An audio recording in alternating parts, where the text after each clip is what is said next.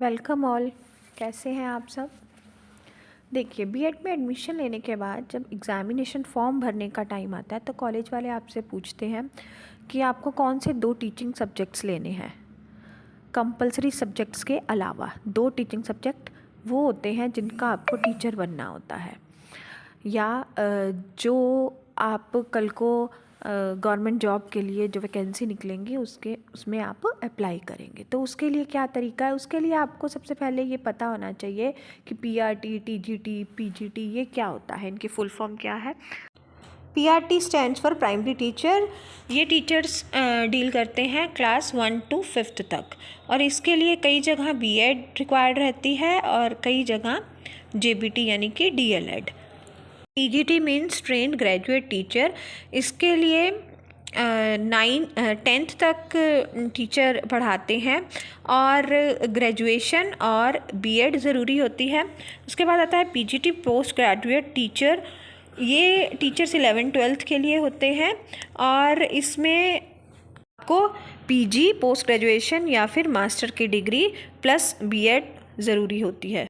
PRT में तो सारे सब्जेक्ट्स ही टीचर्स को पढ़ाने पड़ते हैं, मैथ्स, हिंदी, इंग्लिश वगैरह जो भी होते हैं।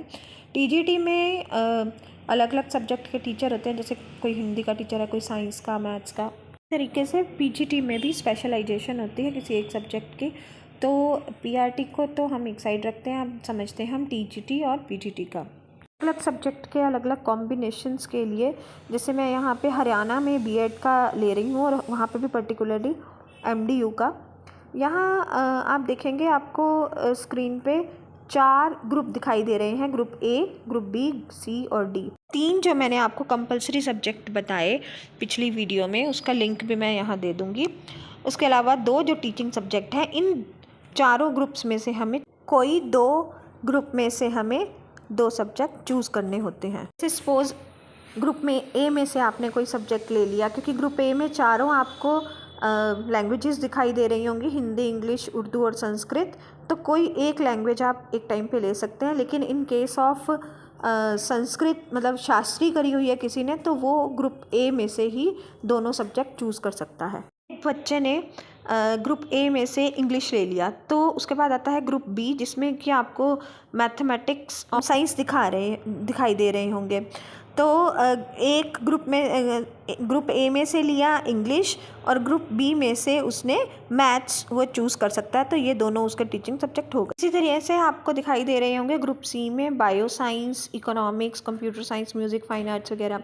मैं आपको अपना एग्जांपल देके बताती हूँ। जब मैंने बीएड करी तो मैंने बीएससी करी हुई थी, बीएससी मेडिकल साइंस से, तो मेरे पास बायो और केमिस्ट्री सब्जेक्ट थे। तो मैंने ग्रुप सी में से पेडागोजी ऑफ बायोलॉजिकल साइंस लिया और ग्रुप डी में से पेडागोजी ऑफ फिज़िकल साइंस लिया। फिज़िकल साइंस का मतलब है कि अगर आपने केमिस्ट्री या फिज़िक्स पढ़ी हुई हो ग्रेजुएट लेवल पे, तो आपको टीचिंग ऑफ फिज़िकल साइंसेस या pedagogy of physical sciences as a subject दिया जाता है। इस तरीके से मैंने ग्रुप सी और ग्रुप डी में से अपने दोनों ऑप्शनल सब्जेक्ट चूज़ किए। यहाँ एक बात और ध्यान देने की है कि यहाँ लिखा हुआ होगा, देखा आपने, pedagogy of physical science, pedagogy of social science. मतलब पेडागोजी का मतलब है शिक्षा शास्त्र, मतलब कि हमने शिक्षा कैसे देनी है, मतलब किस तरीके से पढ़ाना है, मतलब इसमें टीचिंग लर्निंग के रूल्स, रेगुलेशन, मेथड्स, प्रिंसिपल ये सब दिए हुए हैं। ना कि हमने यहाँ पे केमिस्ट्री, फिज़िक्स या एसएस वगैरह पढ़नी है, मतलब कैसे पढ़ाना है, टीचिंग कैसे करनी है, ये पढ़ना होता है। अब आप हो सकता है जिन्होंने एमए साइकोलॉजी करी हुई हो वो लोग सोच रहे होंगे कि हम लोग के क्या सब्जेक्ट होंगे। तो क्योंकि आपको पता है टीजीटी लेवल पर तो ये सब्जेक्ट होते नहीं हैं साइकोलॉजी एज सच स्कूल्स में, 11th-12th का ये सब्जेक्ट होता है, इसीलिए मैंने बताया कि टीजीटी पीजीटी का क्या रोल है।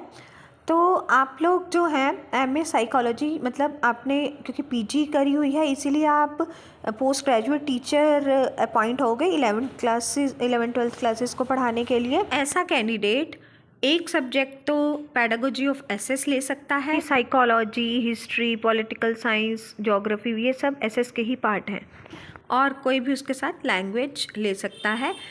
लेकिन क्या क्राइटेरिया क्या होता है कि मतलब कैसे हमें पता चले। एक्चुअली NCTE जो national council of teacher education है, जो कि किसी भी टीचर एजुकेशन प्रोग्राम के लिए, यानी कि बीएड या जो भी हमारे एनटीटी वगैरह जो भी एजुकेशन प्रोग्राम होते हैं, रिलेट करती है।